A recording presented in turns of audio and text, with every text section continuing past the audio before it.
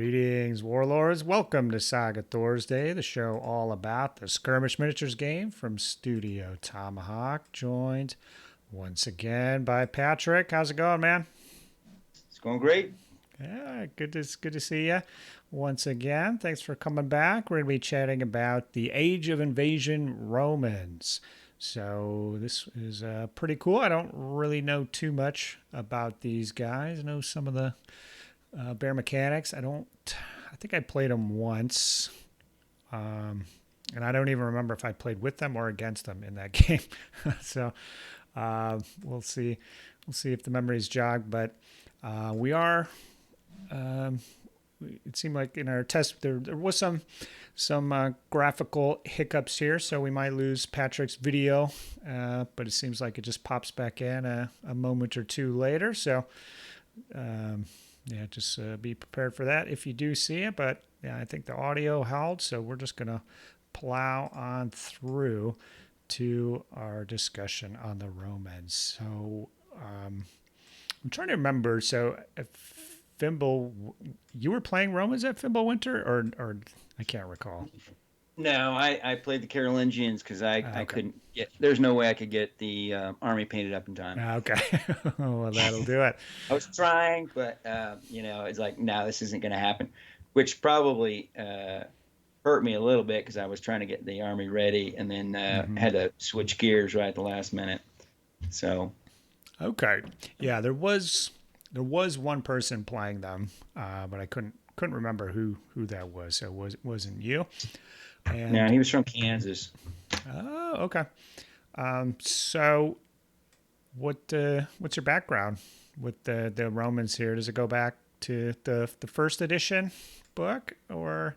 Yeah, I've played every Roman faction since Saga 1. I started out with the Byzantines. That was my first. I've played in Age of Crusades. I played the Byzantines as well. Age of Vikings. I've played the last Romans, and then in Age of Hannibal, I'm playing the Republic Romans. And then when I got the Age of Invasion book, I wanted to try out a few of the armies, but the two that really kind of gravitated towards was the Huns, but then also the Romans. And I've actually played quite a few games with the Romans, trying to get ready for Fimbulwinter, and then ended up having to switch gears because I couldn't get the models. Okay. Wow, that is cool to hear. So yeah, I've actually eyed the Roman board up a few times. I have I'm calling my Eastern Romans, and they're intended to be cover kind of a wide swath of history. But it was right at the end of first edition, and then when second came out, the um, they split up the factions: last Romans, Byzantines, and so my composition more closely resembled the last Romans because the Byzantines and then I believe the Romans, but we'll get into it, are or more levy based than the last Romans. So I guess we could probably jump over to the unit types and see if that actually is the case. So let's bring up the faction rules. So the warlord can be mounted on a horse. A mounted warlord can be a cataphract. So that's pretty cool, pretty handy. Hearthguards can be mounted on horses, and they can be cataphracts as well. Warriors, we got no equipment, bows, and mounted with composite bows. And finally, levy can be equipped with javelins, which means there's also the version without any equipment. Everybody's favorite levies with just the hand weapon shield. Now, we'll get into the Manu Ballista in a moment here, but what sort of configuration are you generally favoring when you're building your force? I've tried a lot, and I'm just going to say right off the top, there's you got 12 unit options there, Yeah, it's and quite a few here. yeah, you can really do a lot of different things with it, and I've been experimenting with a lot of stuff. The only thing I haven't played a bunch of is the cataphracts. I do have a few models for that, but not enough to field it the way I want it. But I'll tell you one thing that I found that I'm fielding a lot of, because of the abilities on the board, which we'll talk about later. I do generally take a large unit of foot bow warriors. Oh, And really? then, Okay. So yeah, yeah. just like And, glass but Romans. I'm always using, you know, some of the levy, the standard levy. They make a great shield wall. Um, and so they're very useful in that. And, and with one of the abilities, you can just pop the large bow unit behind a couple of units of standard levy or whatever foot, you want. And that's how they're going to do their damage, in that position. So but I'm usually taking like, 11 or 12 foot warriors, you know, with that. And then, Interesting.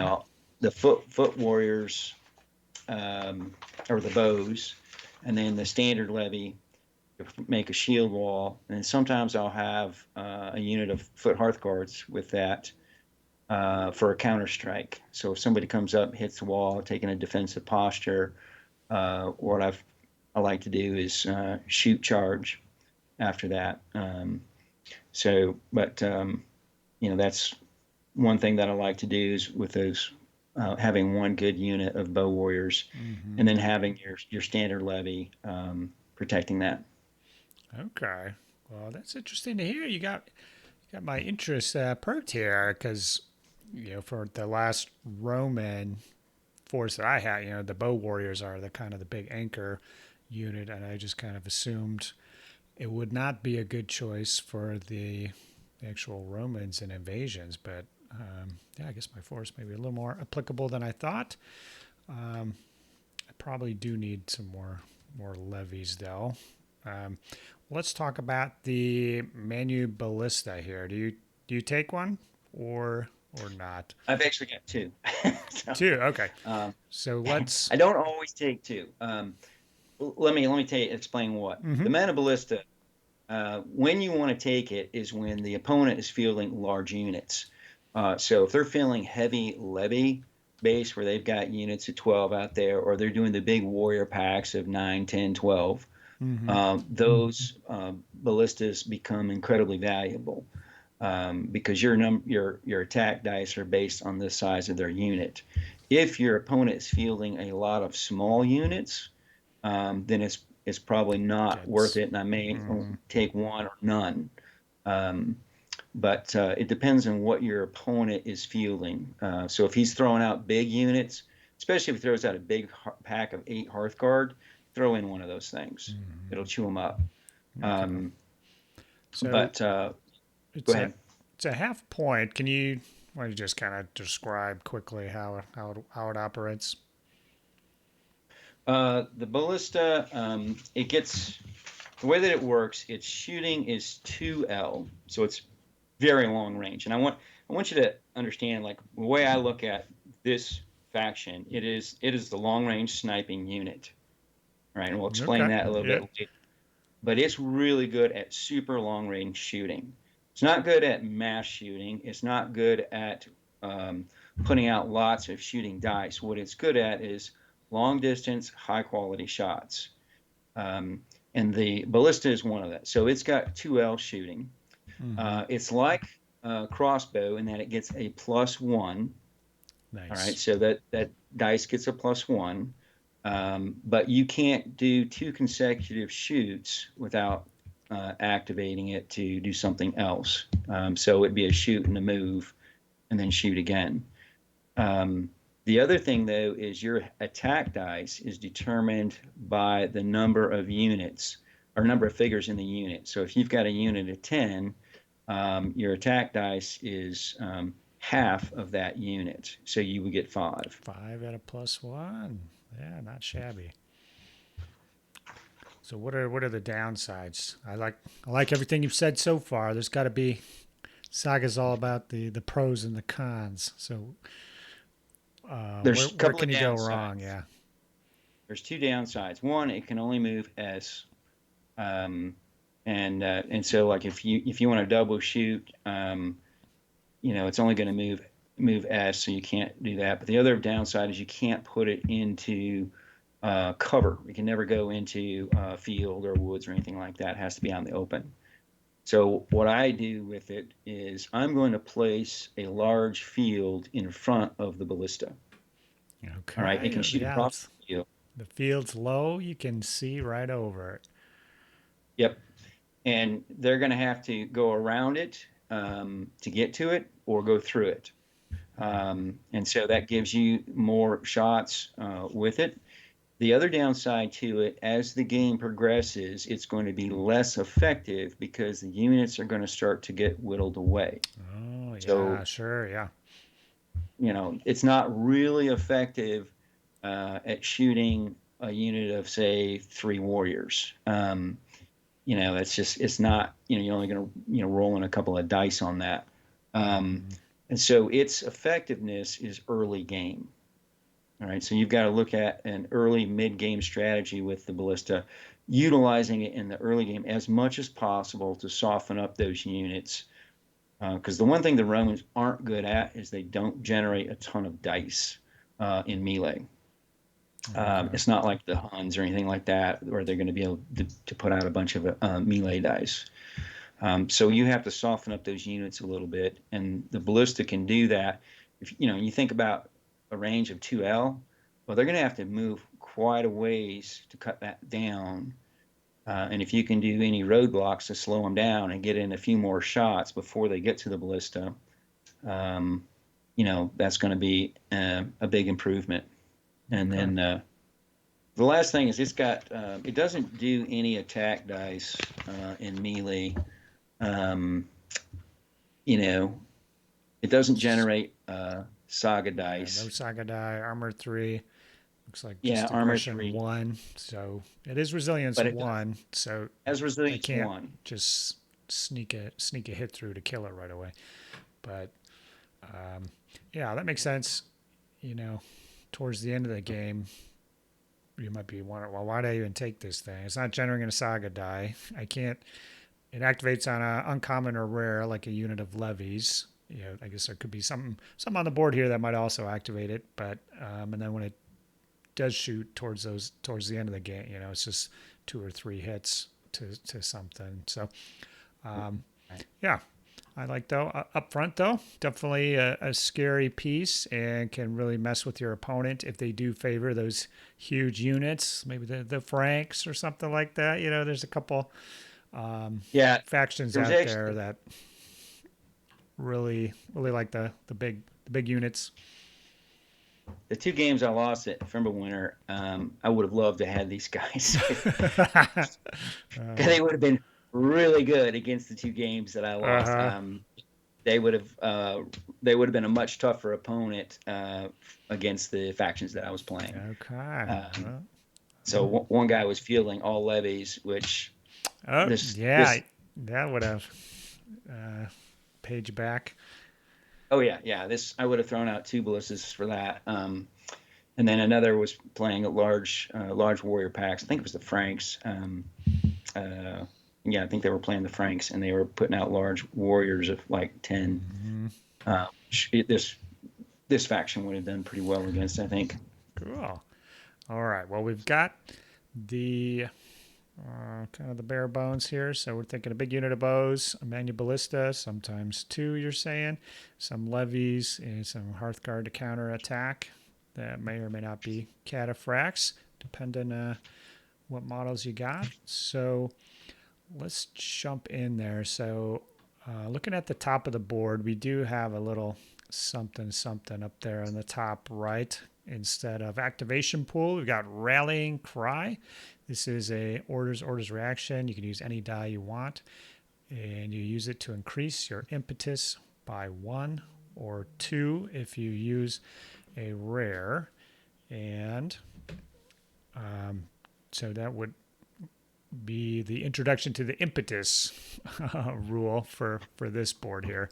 So it starts on the side of the board, right? That's a 4. Is that right? I don't have. I Correct. have all the little cutouts I made, but I don't have the actual board.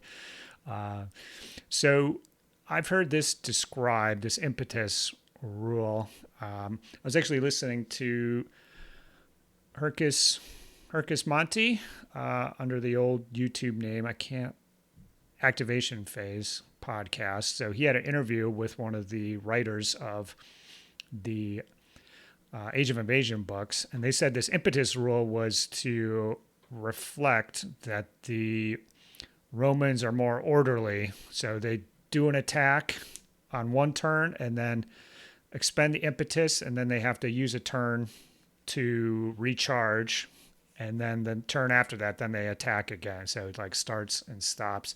And so that was the idea behind it. In in practice, is that how it works? Would you say, kind of thematically, or did they hit the mark there? Well, first of all, I think her name was Julie, if Yes, I'm right. Julie. Yeah. So did you watch that one? I watched that, and I kudos to her. I think this is a great, well-designed board. Awesome. Cool. Now, I'm not going to say like, I know people will argue, which board's better. I'm not going to say this is going to slam tournaments, but it's a really well-designed board in that it makes you think.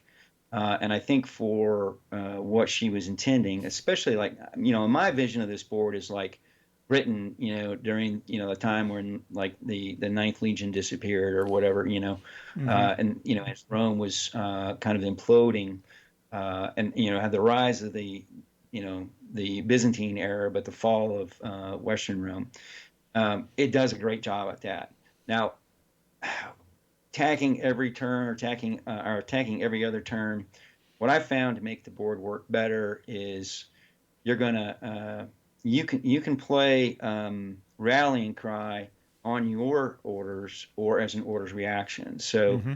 I'm gonna chalk it with some dice, and I'm gonna try and only spend one or two impetus on my turn, and then on their turn I'm gonna reload the impetus, go back up to 4, spend one or two on their turn, and I'm going to try and keep that between 2 and 4 through the mid game until I find that opportunity to really Where it just go at it. goes all out. You know, Okay.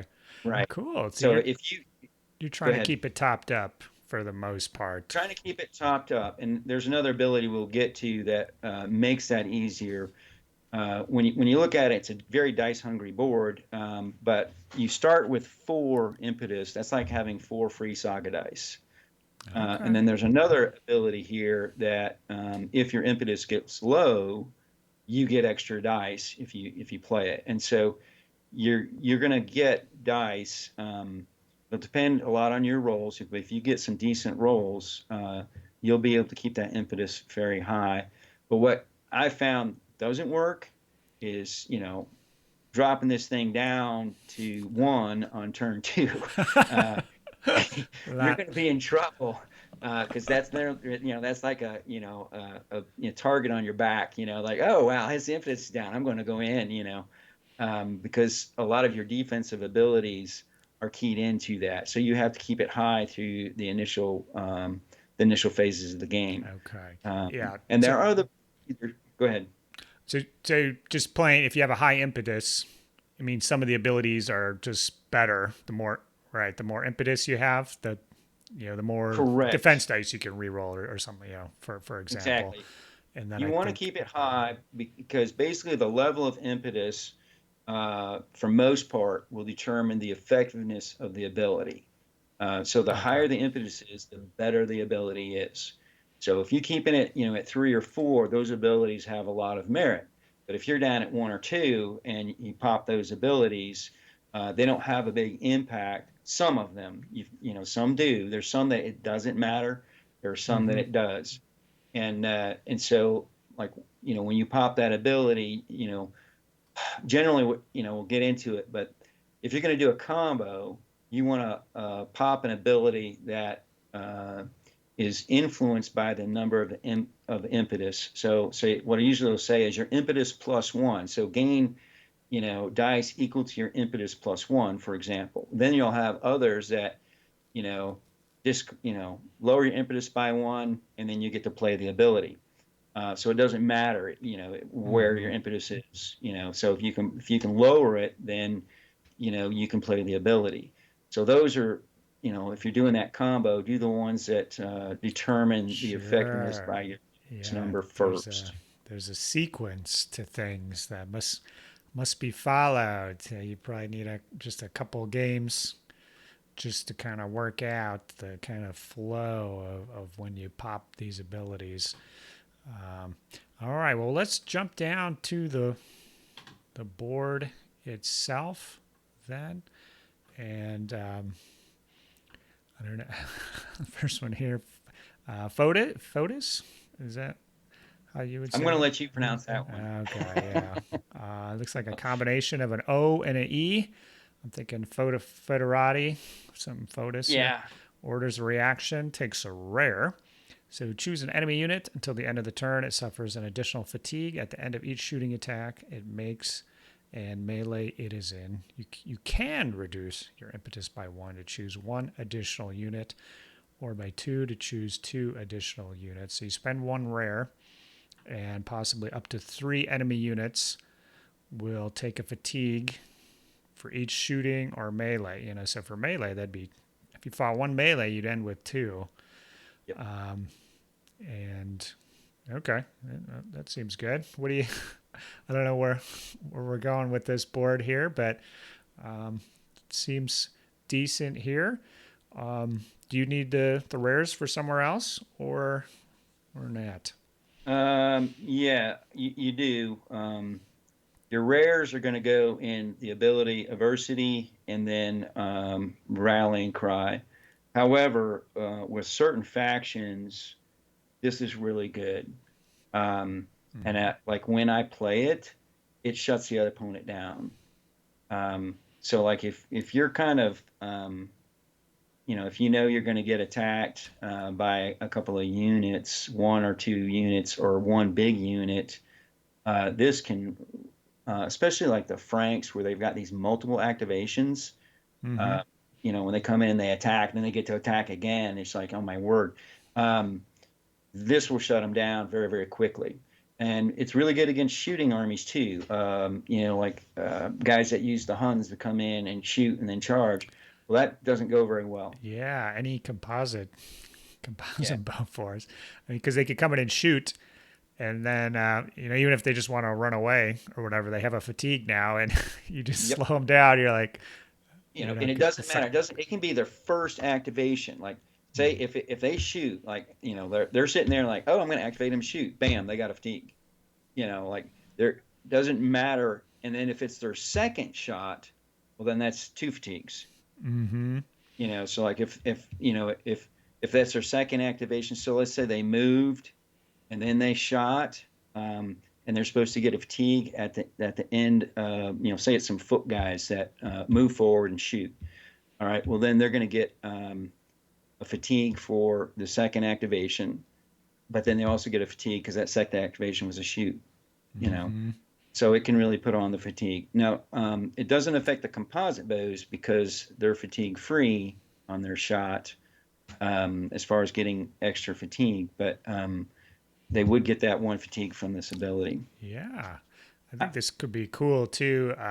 So we know with the new rules for javelins, if you do start your turn within shooting range of an entire unit of javelins, they could spend a die to shoot, for free, and then they could, so 2 shots with no fatigue, and then they could do a third one where they'd end with 1. So this could allow you to go into the jaws of the enemy. You're going to end your turn within medium of that unit, but you're going to pop photos. And so they'd have a fatigue after the first shot, another one after the second shot. If they wanted to go a third one, they'd take 2, so you could use 1 to take yourself up or even cancel it. Or so it's a way to kind of go into the teeth of the enemy there. Now, is it worth the impetus to scoop out another unit or 2? Have you ever done that? I have. I've not done 3, but I have done. Uh, I've done 1, so I've put that on 2 units. you know, and that, you know, I'll be honest with you, it was really cool because when I did it, the opponent just looked at me on their turn like, you know, and they didn't do anything. You know, I'm like, okay, great. I just had one free turn with no attack. You know. Sure. Yeah. So if they don't do anything to shoot or melee, you know, that's got to be a win. I could see definitely, yeah, towards mid game or something. They only have 2 units left to hammer you or something, and pop it, use the impetus, and now both of them are going to get a big disadvantage. So that's pretty darn neat. So One thing I say about it, but when we move on, is if you get a lot of rares early in first, you know, like say you roll a few rares in the first turn, and you throw it on there and just leave it on there. ooh, yeah. Oh boy, does it make people think.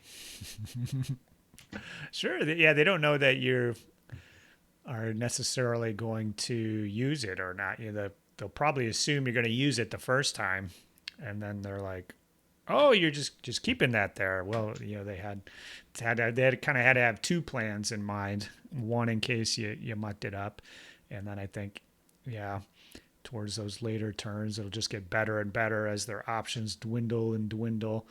And, you know, it might be harder and harder for you to get a rare up there anyways. So just banking it up there is a great idea. Love it.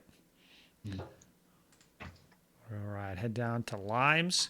Melee ability using an uncommon melee unit within short of another friendly unit without ranged weapons. So if you're popping this, you can have ranged weapons, but the one nearby must not have ranged weapons. Okay, reduce your impetus by 1 to gain a +1 to your defense dice. Okay, so pretty snazzy here. Obviously, you could combo this with just closing ranks or some hard cover to block on 3s. Would be pretty nice. Is there a way to get defense dice later on, Patrick? You can get well, combat bonus, but you can get rerolls. Okay. There is one ability that's more offensive, a door, and it's nice when you come in with your Hearthguard. Like you do that, you know, you got mounted Hearthguard or foot Hearthguard, how whatever, and they come in and make that charge. A door will give you 4 defense dice. The way that you play it, you would play a door first. You get 4 attack dice, 4 defense dice, assuming your impetus is 4, right? Mm-hmm. You have to lower it to 3 when you do that. Well, this one, it doesn't matter what the number is. Like it, you know, you could go from 2 to 1, and you still got that. So you would play a door first, and then you know you would play this ability, and now your defense dice get a +1. So you're rolling. Let's say you get 4 hits on your unit during that melee. You're rolling 8 dice with a +1. Yes. So that's awesome. There's a little bit of a restriction there with having a friendly unit around, so you can't do a surgical strike, you know, halfway across the board unless you bring another unit with you. But what I like to do is I triangulate 3 units. I'm going to have 2 units up front, you know, like 2 levy units or a levy and a warrior unit on foot. And then behind them, I'll have a unit of bows. That way, those 3 units, no matter where I am, which unit gets attacked, they can always play this ability. The other way to make this ability work well is you use your warlord. The warlord does not have ranged weapons. You can anticipate where you're going to need him, move him into that position so that you can play this ability. there you go. Yeah, a little support piece. So, yeah, I definitely like the sound of this with some additional defense dice. Otherwise, I don't know.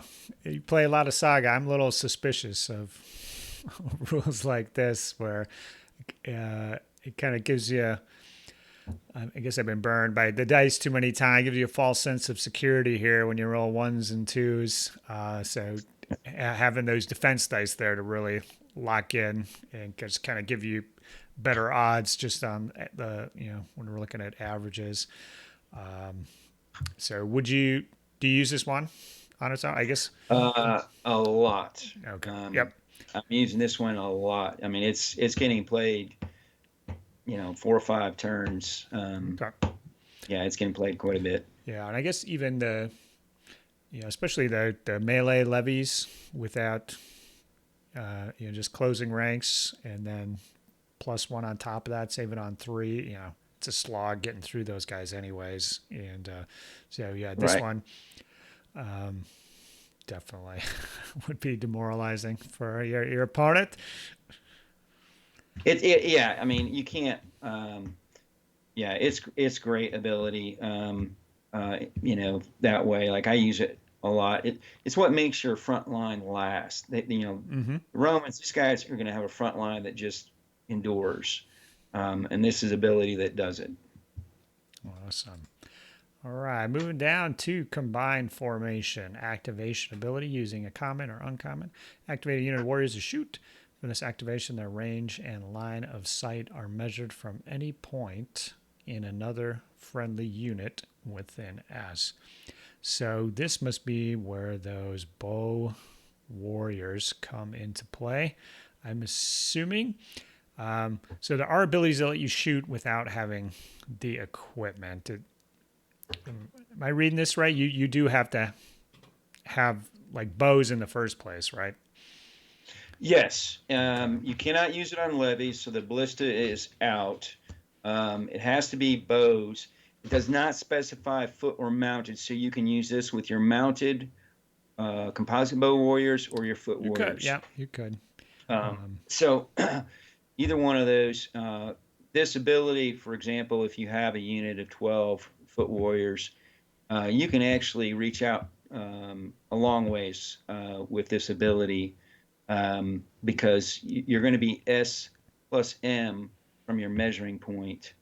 So I mean, I think you can get out close to 21, 22 inches with it. Yeah, close to the 2L for sure, depending Yeah. how that other unit could have bunched themselves out that are measured from any point another friendly unit. So another friendly unit could be it could be a cav unit, which can be quite large. They have a medium for their coherency, so you could have a unit over a foot wide on the tabletop, so you could actually shoot farther than the Manu Ballista if you were setting up some shenanigans here.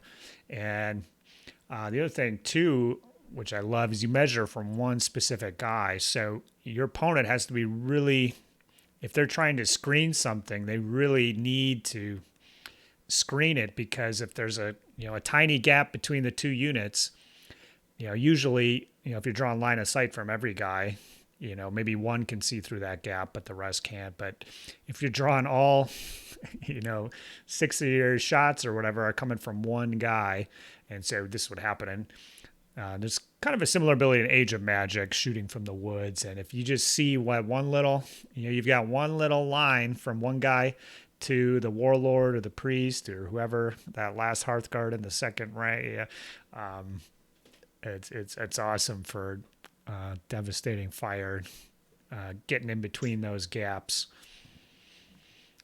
It's a great ability for a lot of reasons. One, yeah, you said it. You can. That's why I call this a sniping faction. Yeah. I mean, it can sneak out and hit a warlord or a priest or whatever very easily, and coupling that with another ability we'll talk about, they're going to go down. Oh, nice. Yeah, being able to. I mean, yeah, and so I mean, it's great. The other thing about it is this works in that you can keep your bow warriors behind the front line, and they're still. Mm-hmm. You don't have to move out of the way to shoot. They can shoot from behind the front line and do a lot of damage. I mean, in my opinion, the way that I found this faction to work, because the melees, they don't have, like, they can't put up a lot of dice like some of the other factions on the melee itself, but the way it works is a shoot charge combo. Mm-hmm. You can shoot with this ability, and this does not, I'm going to use this ability every turn because it does not require impetus. This is probably my good point. Yeah. ability. I play it almost every turn. Mm-hmm. And I play it until my bow warriors are all dead. So. until they're gone. Once they're gone, then I can't play it anymore. But yeah, I'm going to play this every turn. Okay. Yeah. I mean, that's a good point. I guess I never looked at the board too closely. This does kind of slot you in to take in some bow warriors specifically with this force. And the other thing too, I What's like here great? Go ahead. uses the uncommon. So we all know the time you need to really get that key shot off with the warrior unit is the time you roll nothing but uncommons and are unable to Right. activate them. So You can't activate them, but this allows you to activate them. You can use it with the bow warriors. They can, if you move them over to a unit, then they can be activated to shoot with this and shoot on the other side of the unit. I've used it uh, for my bow warriors, mounted bow warriors, to shoot and then move, and then they get to shoot again. okay. Um, I mean, they'll get a fatigue at the end of the move, but there's another ability that fatigue doesn't matter. But yeah, there's so many things you can do with this ability if you're creative. I mean, I wish you could play it twice a turn. Yeah, make things easier. Yeah. All right. Let's pop down to Ardor. So this is the one you mentioned earlier when we were talking about +1 defense dice. 2 commons. All right. Melee, reduce your impetus by 1. Gain attack and defense dice equal to your impetus +1. So if your impetus 4, you're getting 5 attack and 5 defense dice. And that is worth 2 commons, I would say. When you're down to 1 impetus, that would be 2 attack and 2 defense. Probably not worth it. Well, What's the lowest you've ever triggered this at? actually, I usually don't trigger it below 3. Okay. The way that I understand it works, you've got to reduce your impetus from 4 to 3, and then you add Oh, 1. okay. So Yep. be 4 attack dice and 4 defense I dice. misspoke there. I So wish you could do it the other way around, but yeah, and you've got, it's quite clear. Just read it. Reduce your impetus. Next, gain attack and defense dice yeah. equal to +1 here. So, but it's it's your best melee ability, but it's costly, and that's why I don't, like if I'm down to 2, I'm not going to pop this ability to gain 2 attack dice and 2 defense dice, because the next ability will do that, and it'll also do it with another unit. Okay. But this one, I'm usually going to use it when the impetus is at 4 or 3. Yeah. But if it gets below 3, I probably won't.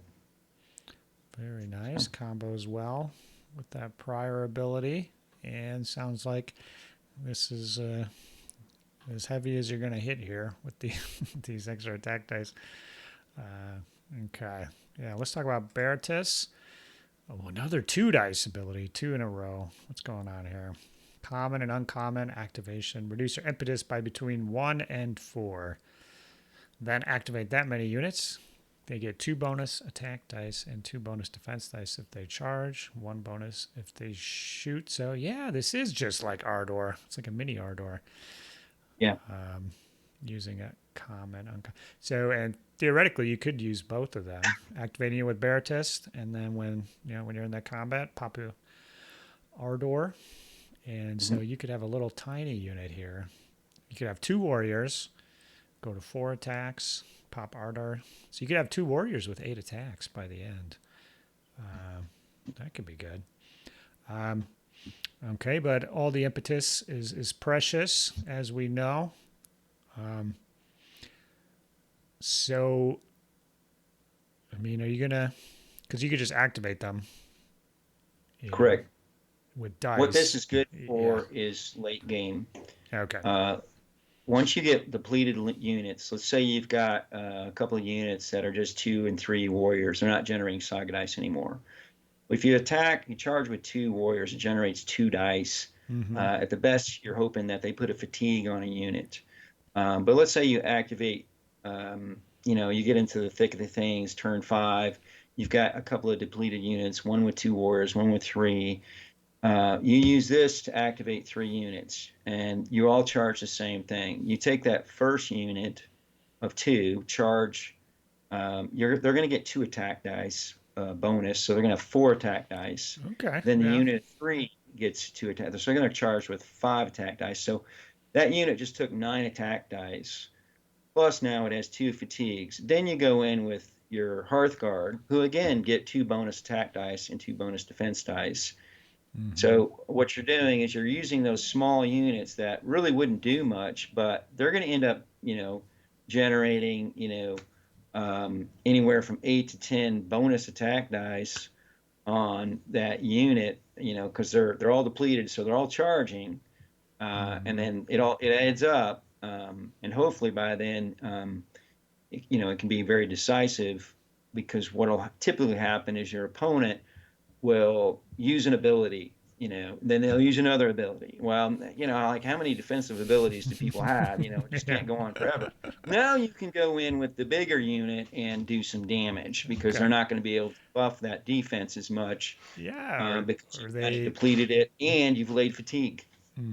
Or sometimes they'll just save those abilities, and they'll just get nipped to death by these little. Right. Yeah. It's And that's the usually if other thing they you got to save it, then you remember. roll pretty good.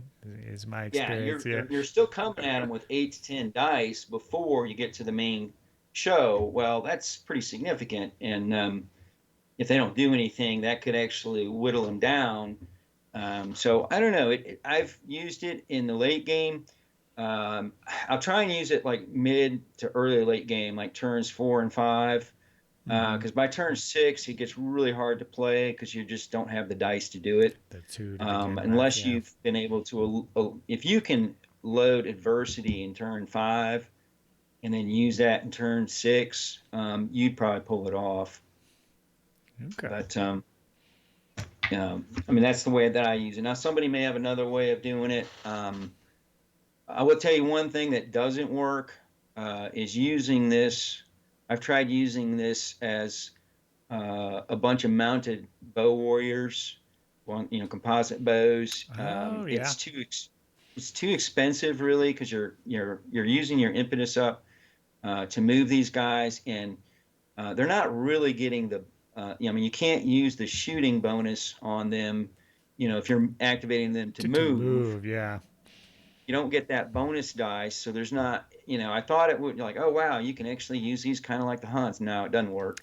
Because it'll Um, steal all your impetus. exactly. And You you're not getting a drain all bone. the impetus.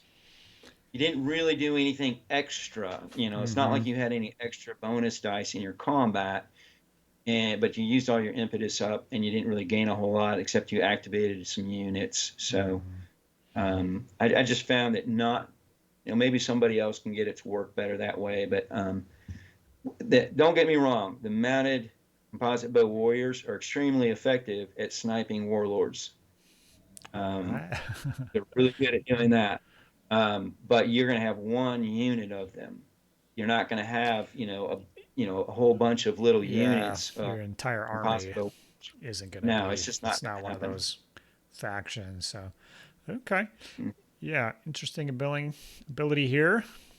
You certainly pay the cost for it, 2 dice and losing impetus, but any kind of activation you want, pretty nice. And that is a pretty solid melee bonus, I will say. And it's going to be nice. So if you are running that mini ballista and the levies and stuff, having dice to activate them, I'm sure at key times could be a problem. So having this to fall back on, at least. This will activate the ballista. Yeah. So and they'll get a little And bonus it gets a die bonus. with a plus Yeah. one. Yeah. Good deal. All right. Popping up to Plumbers Tie. Activation, uncommon or rare. Infantry without ranged weapons. So this won't work on Javelin Levy or the Bow Warriors. Reduce your impetus by 1 unless you use a rare. Okay, interesting. Then activate a unit for a shooting attack with a range of M that generates no fatigue. I love it. It's like you're a Javelin already. For this activation, your figure's shooting aggression is 1, and the enemy's armor is increased by 1. So that's pretty tremendous. Hearthguard Shooting aggression is 1, so you're getting presumably some levies here. Throwing out a bucket full of shots. Obviously, the shooting dice are capped at 8 to start, so we would like that 12-man unit to get them all in, but you will be capped at 8. Right. So that's a key thing, and it won't be as effective because the enemy's armor. If you're just shooting warriors from 4 to 5, that could make a difference against Hearthguard 5 to 6. But I love this ability. Any ability that lets you shoot, even though you don't have a ranged weapon. So you're getting ranged weapons reduce your armor as a cost, but here you just got to pay a Saga die, and you get to chuck some dice here. So will you steal an impetus? Is it worth the impetus on an uncommon, in your opinion? Depends on your target. This works really well against ranged levy and mounted warriors. Sure. Yeah. So there are 3 to start with, so it goes to a 4. Yeah, so there are 3 to start with, so they go to 4. So it's very reasonable. Mm-hmm. Yeah, and it's you also got to remember it's fatigue free, so you can move M and shoot M. So like you could activate your unit to move and then activate them with this, and it doesn't generate a fatigue. And so you can actually close the distance, take a shot at a ranged unit, and you don't get a fatigue for it. Yeah, that's nice. That's really nice. What I found is if you've got stuff with armor 4, lowering you're not going to get as many hits with armor 4. Sure. You're going to get 1 or 2 casualties on that. At best, usually it's more. Do the math. 8 dice needing 5s. That's like 2 or 3 hits. They'll save 1 or 2 of that. So just 1 or 2 casualties. So what you gotta bag something pretty good at some point here with this ability here. Any warlords taken down or one last Hearthguard polished off? You got any of those? Yeah, I tell you what I use it mainly for hunting down mounted units and ranged levy. Your javelin levy, they get ripped apart by this thing. So because I'm playing this on the unit that I'm playing this most on is because I always have a unit of standard levy. They got 4/4 armor, and I always have that. People come up and they try and throw javelins at it, and then I just pummel them with this. And it can be really effective. And if they come up and shoot at you and they stay within M, you can shoot and you can charge in with a single fatigue afterwards if you want. I've actually done it. Sometimes not very many people are foolish enough to do this, but if somebody stays within charge range, I will charge, and then after the withdrawal, I'll use this to shoot because it doesn't generate another fatigue. Yeah, so I was going to mention that, kind of the new javelin strategy: go in melee first, and then do your follow-up shot afterwards. Yeah. And you could use Plumbers Tie to do that. If you could see that, you took them down to 1, just they scooted by the skin of their teeth, and 1 guy survived. You can use Plumbers Tie just to ensure that it goes through. And if they spend your fatigue, now you're fatigue free, and you can activate them to charge. Oh yeah, there you go. So, I don't know, but yeah, it's good. But I would not use it. I don't use it on Hearthguards too often. I think I've shot at a few Hearthguards that were just like 1 or 2, but I'm usually using this to hunt down, like I said, mounted warriors and javelin levy. Okay, yeah, that makes sense. Best bang for your buck going against those. All right, we got Cigna using common, uncommon activation. Activate up to 2 units for a rest. You can remove up to 2 fatigues from each of these units, but if you do, then the unit cannot activate again during this turn. So they get a little sleepy taking their break there. But this is cool. Could be 2 levy units. Could be that Mania Ballista if it got some fatigues on it somehow for a single common. So yeah, could be good. Pretty big downside if you go for the 2, but I like that it says you can, so you're not locked in to. Again, there's a similar ability in Age of Magic where you pop it, and then whether you remove 1 or 2, they're done for the turn here. So you could remove 2 on one unit, they're out, and just you remove 1 on your warlord before you charge them in or something, right? Right. Yeah. Yeah. No, it's a great ability. And the one thing about like the Romans that I think people miss is that it does manipulate fatigue, and it has fatigue removal. So like if you look at this faction as kind of fatigue focused, I think you'll do better because you've got the 2 abilities, the Photos and or Phototus and the Cigna.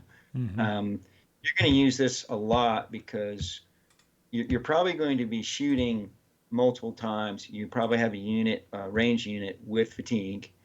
If let's do the old mounted warrior where they ride up, shoot for free, and then retreat. Well, they got a fatigue on them. Oh Well, yeah. they're sitting there with a fatigue from the last turn, and then on your opponent's turn, they charge your line, they hit. Now your front line has a fatigue. Well, guess what? You can clean both of those with this dice, one dice, a common dice. You clean both fatigues off the front line and the warrior. Now you get to pop that warrior unit out there again and do it again, and your front line is free to either A, take another charge, or B, charge itself. And like after a big hit with your warlord, say he's got a couple of fatigues on him, it's a fast way to get him going again in the next turn. Obviously, if you pop 2, he can't do anything. But you've had a big push with him. You rest him up with this, and then you'll get another push later. Just don't do it if you need to activate him that turn. Yeah. So this Um, one literally, it's not using yeah, that impetus mechanic, but it literally is like taking a turn off, and then they'll come back in the following one. I would love to. The last Romans, they really need an ability like this, because once those guys get fatigued up, like it's game over. There's nothing they yeah. can do. So, I, and this board is I think you. similar to Excuse the me. I think Romans in a few different ways, but this one, yeah, really makes up for um, a shortcome that I think. I think you would like playing this board because anybody who's played the last Romans, they're going to look at this as kind of an improved. I'm not going to say like there's super stud board here, but it's kind of improved. There's definitely some holes that you had in the last Romans that could come back and get you. Whereas this board has a little bit of everything. You Mm-hmm. know, uh, you've got some fatigue manipulation, you've got some fatigue shedding abilities, you've got some shootings, you've got some defense, you've got a multi-activation. So there's a little Mm-hmm. bit of everything. So somebody, you can figure out a way to run it the way you want. Yeah, I like what I've seen so far, and yeah, I'm looking at my collection here. I think if I paint up 8 more, kind of, so I have 16 warriors, so I need 8 more. You just hand weapon shield to turn that into 2 points of levy warriors, and then I've got the big archer unit, it's 3.5. The ballista, take it up to 4, and I got the 2 points of mounted Hearthguard already. So that Yeah. could be an army right there. All I'd have to do is 8 models in a bolt thrower. So on my schedule, that only take 2.5 or 3 years to get that done. Yeah, no, that's the way it is with me. I tell people I paint one army a year. I'm taking your challenge. I'm going to try and get 2 done this year. Oh, cool. So, Yeah. Trying to squeeze out a little something extra. So, yeah, I'm happy to hear that. That's going to be awesome. So, yeah, maybe Yeah, I'll have to give me stuff to think about here. Okay, let's move down to Scuda. Shooting reaction or melee. Reduce your impetus by 1. You can reroll. Okay, yeah, you did mention rerolls earlier. Reroll a number of defense dice of your choice up to your current impetus value plus 1. So if you're at a 4, you subtract, and then you get the plus 1 there. So you could reroll 4 dice. And yeah, seems good for a common. Yeah. You're gonna play, and this is a shooting reaction melee, and it doesn't have any stipulation of where you are. So this is something you can play once your formations break down. But what I tend to do with it is like, you know, when you're going against in a situation where you know you're going to get a lot of hits on your unit. I'll typically play Scuda versus Lemise or whatever it is, Mm-hmm. you know, because you're gonna get a lot more hits on you with a higher number. So what I hate doing is playing this ability, and then they only get 3 hits on you, and you know you've just wasted some of your impetus, and you could have rolled 4 dice, you know. But if they're getting 5, 6, 7 hits on you, those rerolls are nice. And the other thing is, if you play it in combination with Lemise, the way that I read it, your rerolls get the +1 as well. Oh yeah, definitely. I would say So yeah, that Scuda and Limes definitely go together.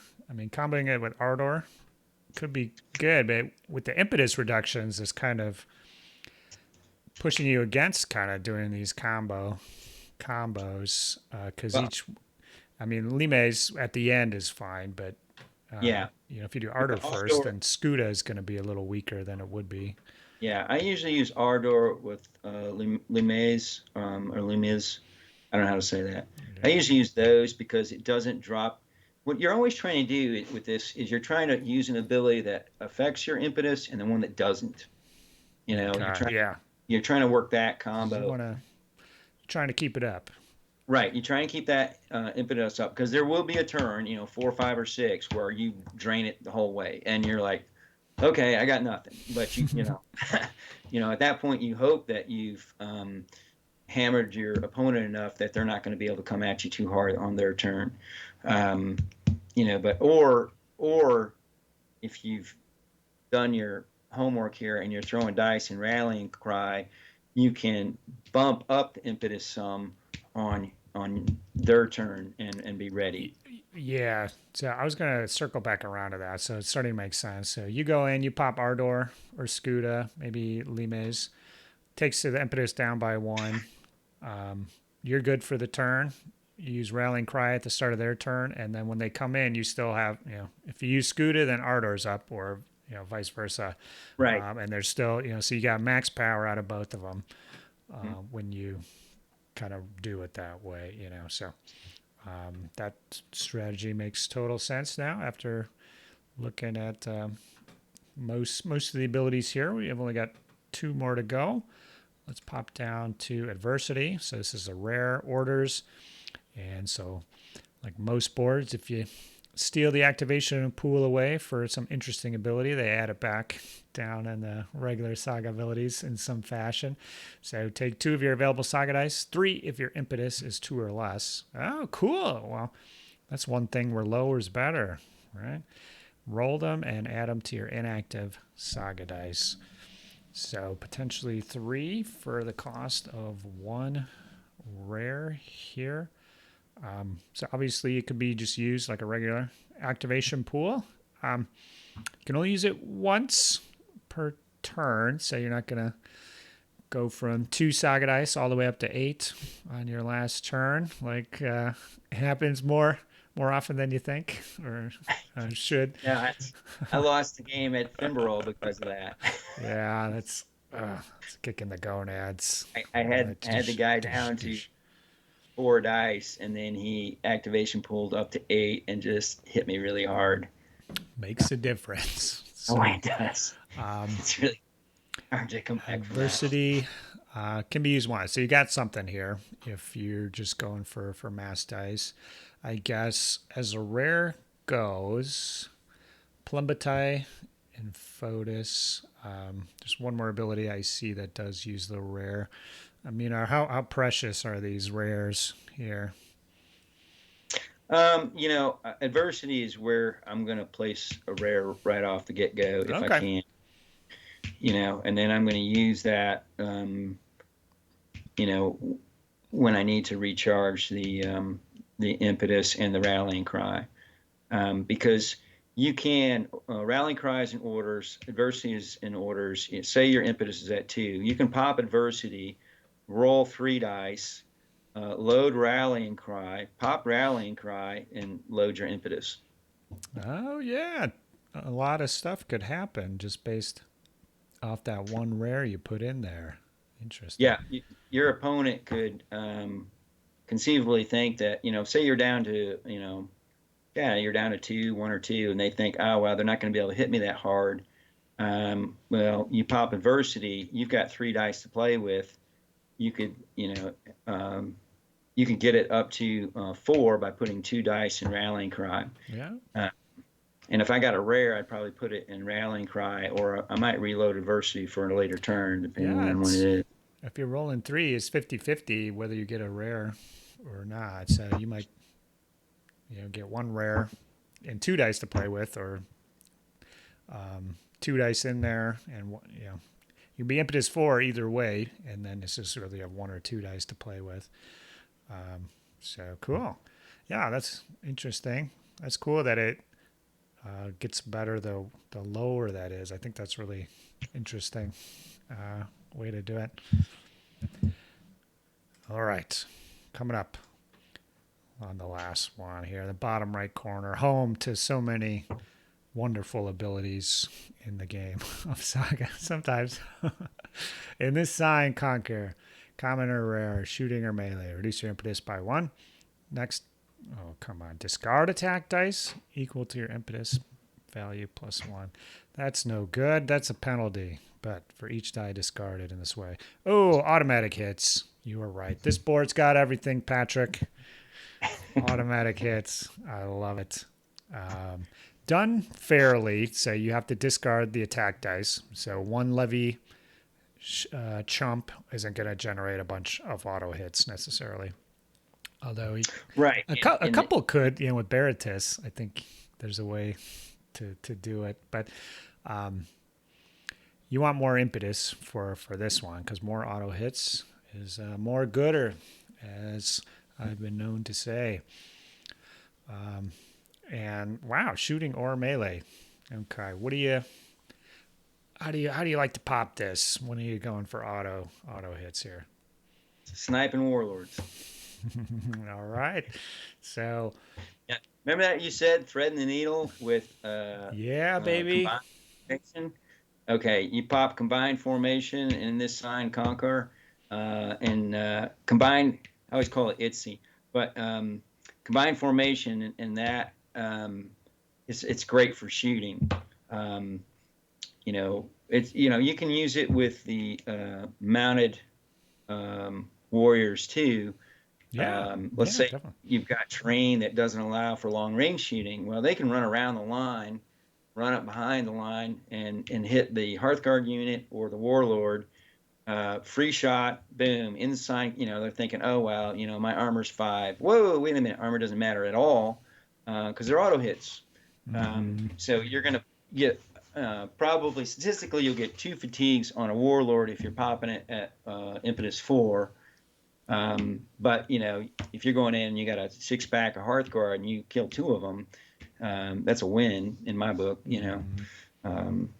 So like, and you know how it is with Hearthguard. Got armor 5 against shooting a lot of times. It just bounces off. So this is a great way of making those shots. Like I said, this faction is a long range sniping type faction, and they're very effective at it. Mm-hmm. Yeah, I love auto hits.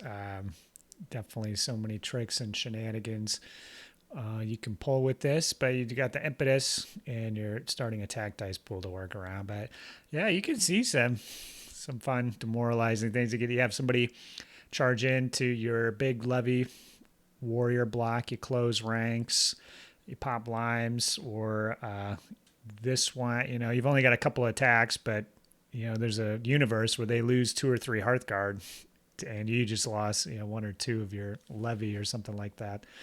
Uh, you know, just another way to punish people for taking those Hearthguard. What are people thinking? Leave them at home. Yeah, definitely love That's this. one of my, yeah, it's a favorite way of playing it. Close ranks, play Lemize, and then in this sign conquer, and you're going to get some auto hits, like on high armor units. It's a really good. It punishes them. Yeah. So just having this up, I mean, your opponent might not want. They might cancel their plans to charge with their Hearthguard just purely having this ability up. This seems like a great way too to get around the Plumbers Tie restriction of our armor increase. So if you're shooting at some Hearthguard or something, you're hitting on 6s. Well, yeah, I'll discard 2, 3, or 4 to get 2, 3, or 4 auto hits. I know. Yeah, I mean, if you play the Pomade with a rare, you don't lower your impetus. Mm-hmm. You've got 8 shooting dice. Well, then you pop in this sign Conquer, and now you've got 4 dice that you're rolling plus 4 auto hits. Yeah, that's awesome. That yeah, it's like I said, this is a well balanced board. It's got tools to deal with everything from levy to Hearthguard. mm-hmm. It's not, although it's not a simple board to play. You've got to kind of think about what you're doing. No, and I could see, yeah, probably the first few times, whenever you're doing your calculations here, and that whenever there's a sequence of things, I could see myself always just assuming max value at all times.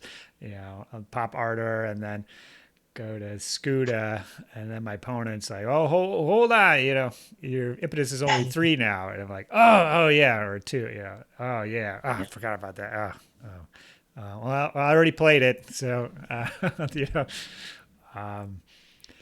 yeah, or kind of doing things in a wrong order, and later on, I thought I'd still have an impetus at this point, but I guess I don't. So, yeah, that ability is useless currently. I could definitely see myself doing that, but it looks fun. Yeah, the way you kind of talked about going from last Romans to these, you have that extra mechanic to work around, but on the whole, a lot of these abilities look like they have a little more mileage than their last Roman equivalent. And so are you killing stuff mostly with shooting, would you say, or even melee and shooting? I would say about maybe 60-40 to 50-50. Okay. Generally, in the first half of the game, I'm doing long distance shooting, and then the second half of the game, I'm getting into melees, and I'm gonna try and shoot with a ballista, and using a bow warriors with combined formation, and try and whittle it away. And then sometime during the middle of the game, I'm going to pop Baratus, and then maximize my depleted units to try and take out a high value target. And I'm going to do that with a charge because that's where that ability is the best.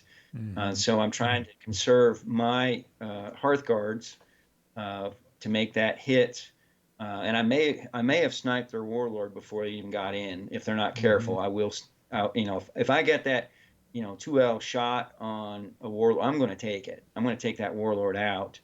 But I'm also going to take some pot shots on their Hearthguard and try and whittle them down a little bit too before they get in. So they got to protect them well. But then you get into it, like you said, and their Hearthguard comes in and they come at you. Well, I mean, you got your levy unit. You can use the Pomabate and in the sign Conquer and take them out. Um, it's you know, but it's good in melee because you can use that ability in melee too. Yeah, You know, definitely. If you're going up against Warlord, anything that can't close ranks, you're really going to get a little bit more mileage out of those auto hits. So that's to play the pagan peoples with their auto hits. That's how I like to use that if I can get into melee against something that hasn't closed ranks and do maximum damage. So yeah, I can see how that works. You got the manu ballista, your archers, you're starting out shooting, you're playing it tight with your impetus. You've got the wall of levy up there taking hits, hopefully maintaining your integrity, and then at some point you go, all right, they're fatigued up enough. Let's turn it on, and right? bring the That's counterattack. kind of what you're doing, and I think that's the way that that author Julie kind of intended it for. Yeah, Uh, I I like think the she designed it well, um, and I really like the board. awesome. So I mean, have you tried out any of the mercs or anything like that with these guys? Is there anything? I'm just looking at the wording here that would adversely impact them. I don't think there's really anything the mercs will get special. Have you tried any of the invasion mercs with these guys? I have not. Okay. I've been playing these guys straight up, and I've done well enough where I haven't. I've actually done really well with this board.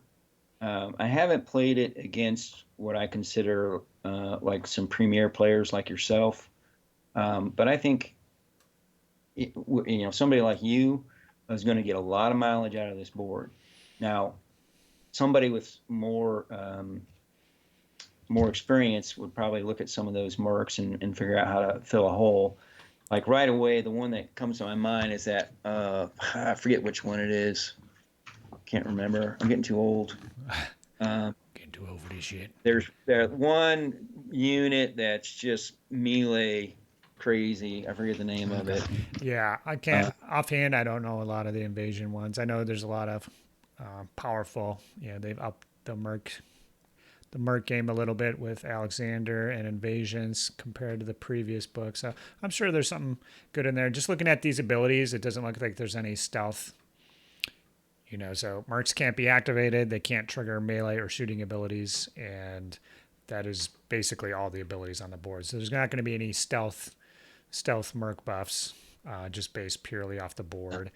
And so, um, it looks like the board kind of covers the gamut as far as abilities.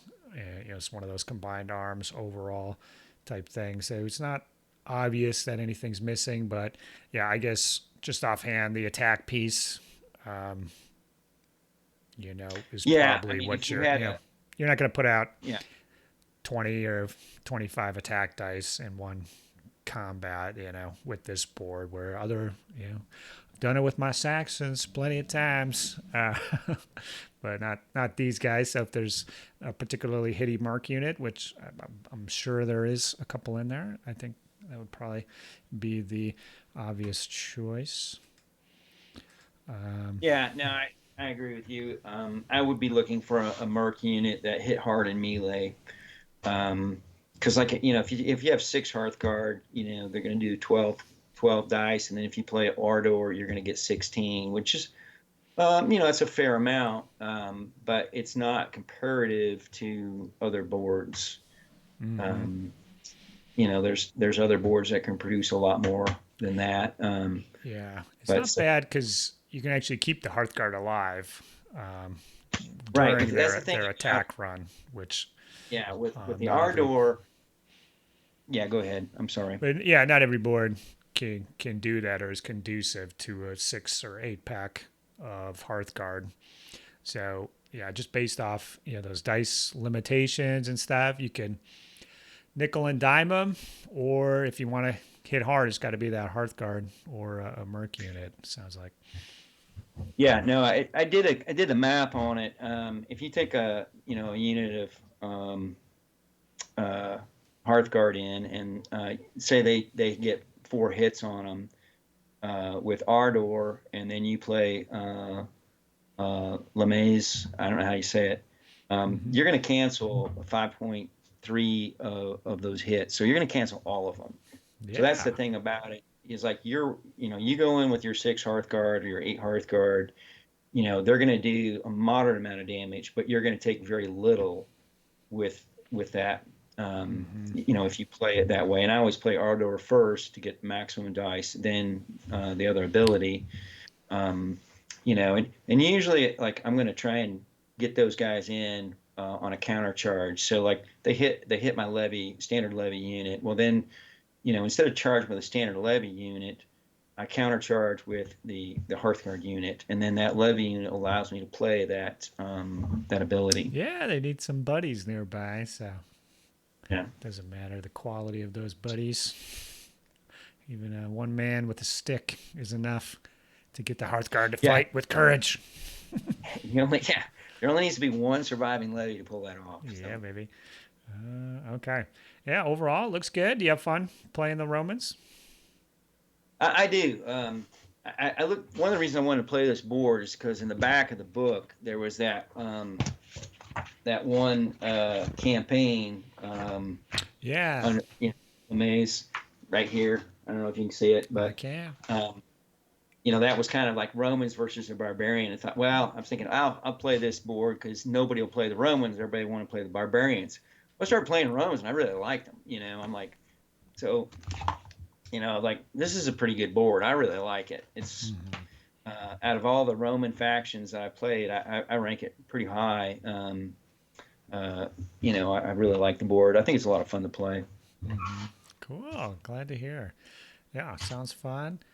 Um, yeah, I guess at this point, if you're following along at home, if you played with or against the Romans here, let us know where our thoughts align with yours and where they differ. Of course, that's where the interesting conversation lies. So I'd be curious to hear. There's so many different equipment options that you could foresee. Someone having a very different bill. They say, I always leave the ballista at home and I take the composite archers or on horseback or only go cataphracts or there's a few different ways to slice this pie. So I'd be curious what the other Roman players favor. And yeah, I also want to thank Terry, Patrick, Sean, Mitchell, Kevin, Scott, and all the other Saga Thursday patrons for making this happen. Patrick, you are on this list as well. I believe you are. If you're not, you should be. I am Yeah, on the there you list. are. Yep, I see your name there. Yeah, thanks for being a patron, man. Yeah, for getting these videos out there for everybody. Wouldn't be doing it without the Patreon account. So, yeah, definitely comment below with your thoughts. Yeah, I might be get those last Romans. I have like an old bolt thrower or something in my bits bag that I could glue together with a couple toothpicks to get a little stand for it. And I think I've got a gripping beast, last Roman sprue. I can make a couple crewmen for it. Yeah, I think there's something there. I like the sound of it.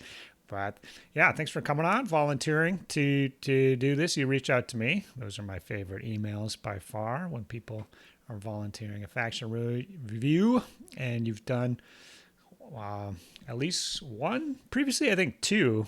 Have you done one or two? Two. Okay. Yep. One was the Teutonic board. What was the other one? Norse Gale. Norsgale. Okay. Yeah. Oh, some fun boards there. So, all right, man. Well, thanks for coming on. I won't take up any more of your time. Thanks everybody. Comment below. We'll catch you on the next one. All right. We'll see ya. All right. Bye-bye.